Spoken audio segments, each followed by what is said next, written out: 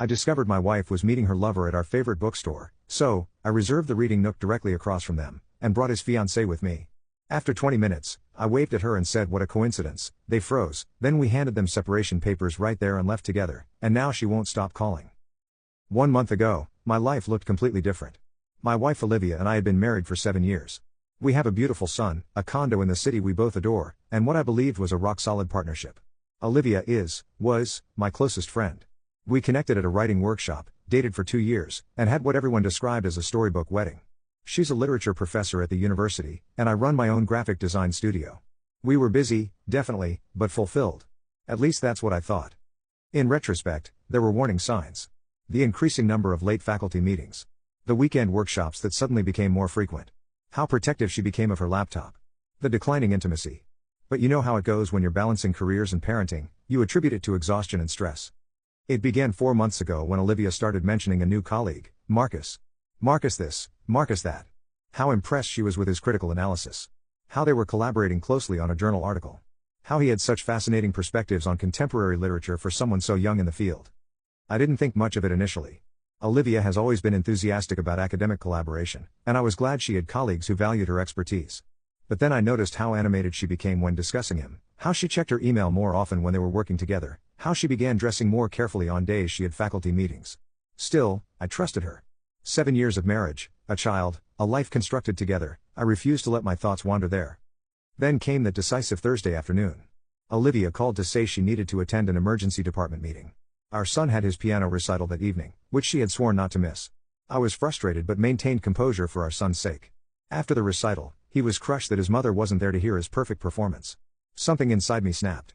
I decided to surprise her at the university with some coffee, thinking perhaps we could salvage the evening. When I arrived at her department, the administrative assistant gave me a confused look when I mentioned I was looking for Olivia. Professor Chen left about 3 hours ago, she said, checking her calendar. Said she was heading home early to prepare for a family event. My stomach plummeted. I thanked her and walked back to my car in a daze. I sat there momentarily, then impulsively opened the location sharing app we'd installed years ago for safety purposes. I'd never used it to track her before, we trusted each other. Or so I believed. The little blue dot showed she was at Paragraphs, an independent bookstore downtown with reading nooks and a coffee bar. It was our special place, where we'd spent countless hours during our courtship, discussing books and dreaming about our future. My hands trembled as I started the car. I told myself I was being paranoid. It was probably just a quick stop to pick up a book. I'd drive by, maybe glance through the window, feel ridiculous, and go home. No harm done. When I arrived at Paragraphs, I parked across the street. Through the large storefront windows, I could see into most of the main floor. I scanned the space and that's when I spotted them, Olivia and a man with sandy blonde hair, sitting closely in the poetry corner, one of our favorite reading nooks. Too close for professional colleagues. They were laughing, his hand resting on her knee beneath the small table. As I watched, paralyzed, she leaned forward to whisper something in his ear. Something inside me shattered. I couldn't breathe. I couldn't move. I just sat there, watching my wife with another man while our son's disappointment over her absence was still raw in my mind. I don't know how long I remained there before anger replaced the shock. I wanted to storm in, create a scene, throw her wedding band in her smug face. But some small rational part of my brain restrained me. I needed more information. I needed a strategy. I took several photos with my phone, then drove home in a stupor. Our son was already asleep at my sister's house. I dropped him there after the recital. I sat at our dining table staring at the photos, zooming in on the man's face. He was handsome, about my age. I found myself spiraling into comparison and self-doubt before snapping out of it. This wasn't about me being inadequate. This was about Olivia being dishonest and unfaithful. I spent the night conducting research with shaking hands. I went through Olivia's emails, credit card records, phone bills, anything I could access. It didn't take long to piece everything together. His name was indeed Marcus Winters. He was an assistant professor who'd joined the English department last fall. According to their email exchanges, they'd been collaborating for about 6 months, but the tone had become personal around 4 months ago. There were coffee shop receipts, hotel charges, messages that made me physically ill. But the most revealing piece of information was a calendar invitation for the following Wednesday evening, another meeting at Paragraphs. They had a regular rendezvous, it seemed, every Wednesday at 6 p.m. Our family dinner night had been Wednesdays before Olivia began claiming she needed to attend late faculty meetings. I searched for Marcus Winters online, found his university profile, academic publications, and eventually his personal Facebook page, which was semi-public. There he was, living his scholarly life. Professional achievements, conference photos, literary quotes. And there in many of his photos was a beautiful woman, his fiancée according to several posts. Natalie Carson, an art curator at the City Museum. They were engaged 6 months ago, with a wedding planned for next summer. I sat back, my mind racing. I had a week until their next meeting. A week to decide what to do. I considered my options. I could confront Olivia immediately, but something told me to wait, to be calculated, to gather more evidence, to formulate a plan that would give me leverage when the inevitable confrontation occurred. The next day, I contacted a lawyer. I transferred half our savings into a separate account. I documented everything I'd discovered. And then I had an idea so perfect, so exquisitely fitting, that it made me smile for the first time since uncovering the affair. I picked up the phone and called Paragraphs.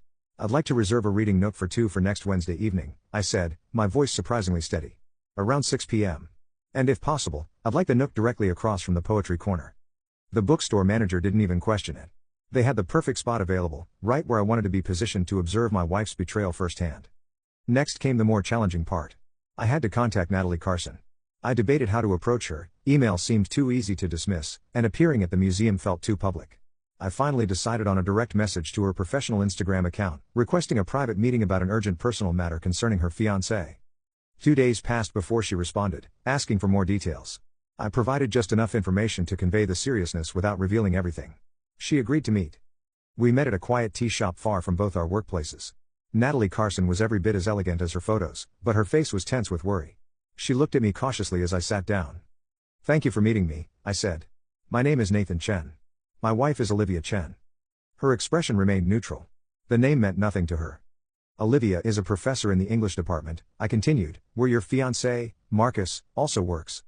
A flicker of recognition. "Yes, Marcus has mentioned her. They're collaborating on an article. What's this about?" I pulled out my phone, opened the photos I'd taken, and slid it across the table to her. "I'm sorry to be the one to tell you this, but our partners are having an affair." I watched her face as she looked at the pictures. Confusion, disbelief, and then devastating comprehension. She scrolled through them slowly, her curator's hands suddenly unsteady. "How long?" she asked, her voice hollow. "At least 4 months from what I found. Maybe longer." She handed my phone back, her eyes now hardened. "Why are you showing me this? What do you want?" "I have a plan," I said, leaning forward. "They meet every Wednesday at Paragraph's bookstore. This Wednesday, I've reserved the reading nook directly across from theirs. I thought you might want to join me." She stared at me for a long moment. "You want to confront them in public? Create a spectacle?" I shook my head. "No spectacle. No shouting. Just a revelation. Let them see us together. Let them know that we know. And then we walk away with our dignity intact." Natalie was silent, processing. I could see the same emotions crossing her face that I'd been cycling through: anger, hurt, humiliation, vengeance. "I'll need more evidence than these photos," she finally said. "I have it," I assured her. "Email exchanges, hotel receipts, text messages. I'll send you everything." She nodded slowly. "Let me think about it." I left her my contact information and went home, uncertain if she would join my plan. The next day, she texted me, "I'm in. What time on Wednesday?" The next few days were surreal.